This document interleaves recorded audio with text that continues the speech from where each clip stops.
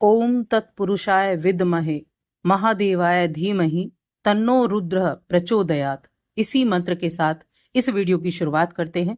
जय माता दी दोस्तों, आप सभी का स्वागत है हमारे YouTube चैनल अमृता एस्ट्रो में। और इस वीडियो में मैं बात कर रही हूँ 12 अगस्त और 13 अगस्त के कुंभ राशि फल के बारे में। सबसे पहले हम इन दो दिनों के तिथि, नक्षत्र और योग के बारे में जानेंगे, उसके बाद उसके प्रभाव के बारे में।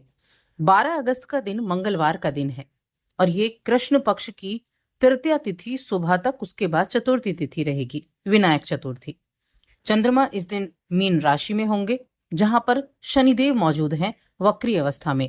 अब शनि के साथ चंद्रमा की युति होगी, जिससे विष नाम का योग बनता है।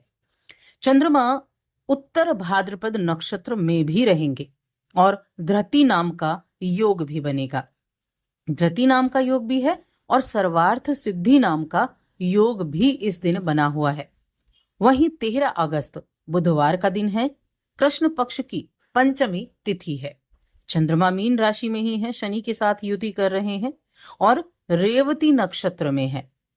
यहां शूल नाम का योग बनेगा और साथ में बनेगा रवि नाम का योग। तो ये जो दो दिन है, ये इन दो दिनों के ग्रहों की स्थिति है। इसके अलावा एक परिवर्तन और है जो बहुत ही महत्वपूर्ण है, और वो परिवर्तन है गुरु बृहस्पति के नक्षत्र का। क्योंकि गुरु बृहस्पति अपने ही नक्षत्र पुनर्वसु नक्षत्र में इस दिन प्रवेश कर जाएंगे। तो इनका नक्षत्र परिवर्तन कुंभ राशि के लोगों के जीवन में विशेष रूप से महत्वपूर्ण होने वाला है।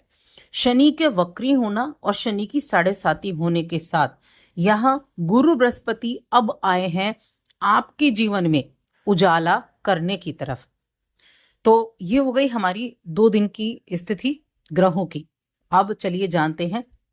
आगे बढ़ने से पहले छोटा सा निवेदन, चैनल पर पहली बार आए हैं, अभी तक चैनल को सब्सक्राइब नहीं किया है तो जरूर कर लें। कुंडली दिखाना चाहते हैं तो नीचे डिस्क्रिप्शन में आपको नंबर मिल जाएगा, व्हाट्सएप पर मैसेज करके आप हमसे कांटेक्ट कर सकते हैं। अभी जन्माष्टमी तक 1 सप्ताह के लिए डिस्काउंट भी चल रहा है। तो चलिए हम राशिफल के बारे में जानते हैं। 12 अगस्त की सबसे पहले बात करेंगे।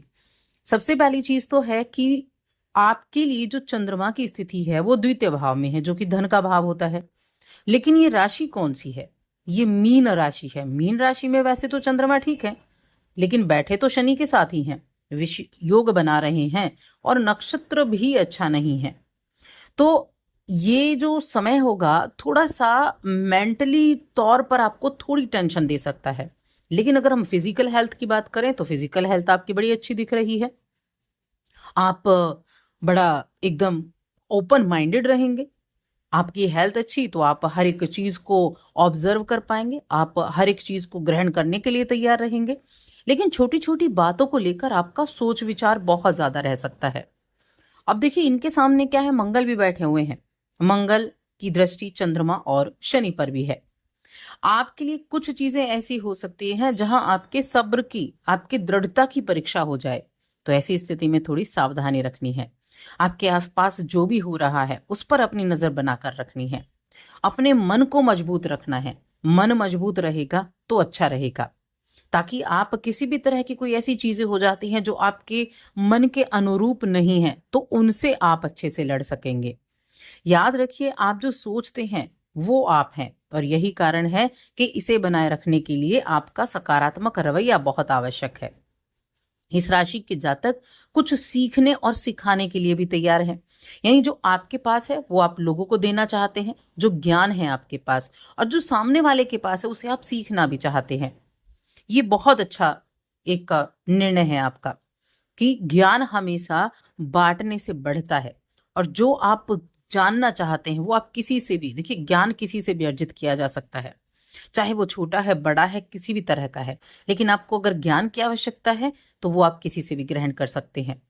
वहीं बाकी चीजों की अगर हम बात करेंगे तो एक लंबा दौर जो काफी समय से आपको दबोचे हुए था वो खत्म हो जाएगा आपका।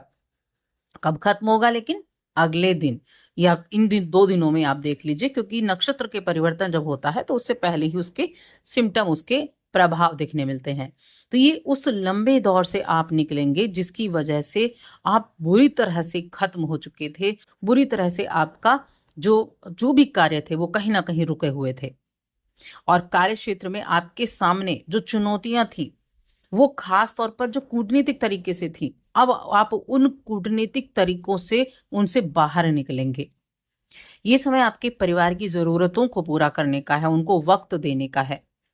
ये समय आपके जीवन साथी से आपको ढेर सारा प्यार मिलने का है।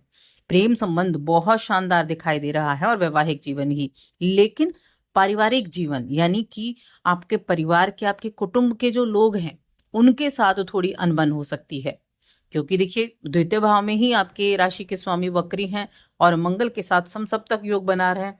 थोड़ा सा भी एग्रेशन, थोड़ी सी भी जो कहते हैं ना एकदम से हाइपर हो जाना, तो थोड़ा सा भी एग्रेशन, थोड़ी सी भी नेगेटिव एनर्जी, ये आपके लिए बहुत अधिक नेगेटिव प्रभाव देने वाली हो सकती है।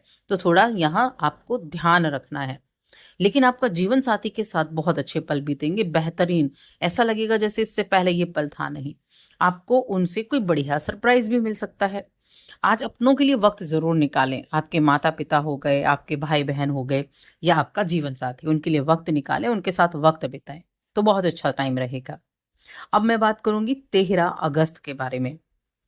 अब 13 अगस्त देखिए, चंद्रमा है तो आपके द्वितीय भाव में ही, लेकिन नक्षत्र बदला, रेवती नक्षत्र में आ गए।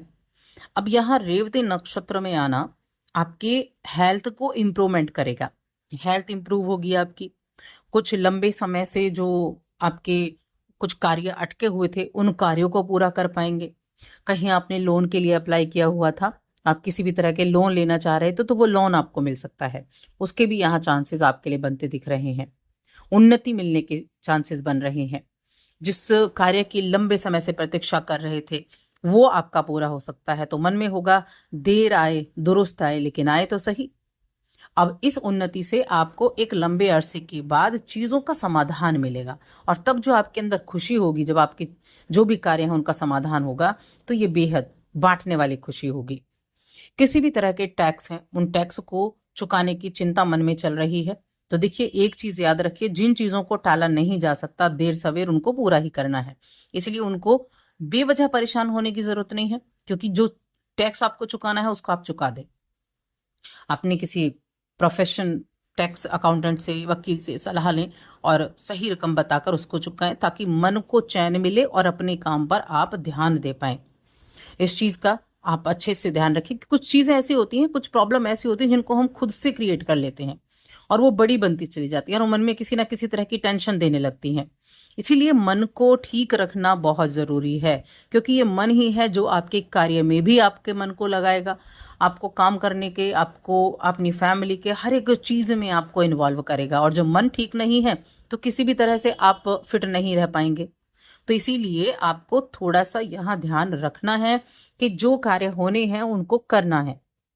रिश्तों की मैं बात करूं तो रिश्तों के मामले में आज का दिन अच्छा है, और यहाँ सबसे अच्छी चीज क्या होने वाली है इस दिन कि गुरु अपने ही नक्षत्र में आने वाले हैं। अपने नक्षत्र में गुरु का आना तो दूसरे घर और आपके इनकम के हाउस, इन दोनों भावों के आपको रिजल्ट देगा। जो कार्य कर रहे हैं उन कार्यों के द्वारा आपको इनकम के सोर्सेज अब बनने शुरू होंगे। इसीलिए थंबनेल में आपने देखा कि शुरू होने वाली है एक नई पारी, तो उन चीजों के लिए आपको तैयार रहना है। बाकी चीजें अच्छी हैं। स्टूडेंट्स के लिए दोनों ही दिन मैं कहूंगी ठीक ठाक रहने वाले हैं। अपने फोकस को बढ़ाइए, अपने लिए वक्त निकालिए, अच्छी चीजें करिए, अच्छी चीजों को जानिए, तो आपके लिए अच्छा रहेगा। उपाय क्या करने हैं, क्या उपाय आपके लिए हितकर साबित होंगे? हनुमान जी की पूजा करें, शिव जी की आराधना करें, भैरव की आराधना करें। इससे एक तो फैमिली लाइफ अच्छी होगी, कार्य भी अच्छे होंगे, और हनुमान जी की आराधना करना, गणेश जी की आराधना करना बहुत शुभ रहेगा।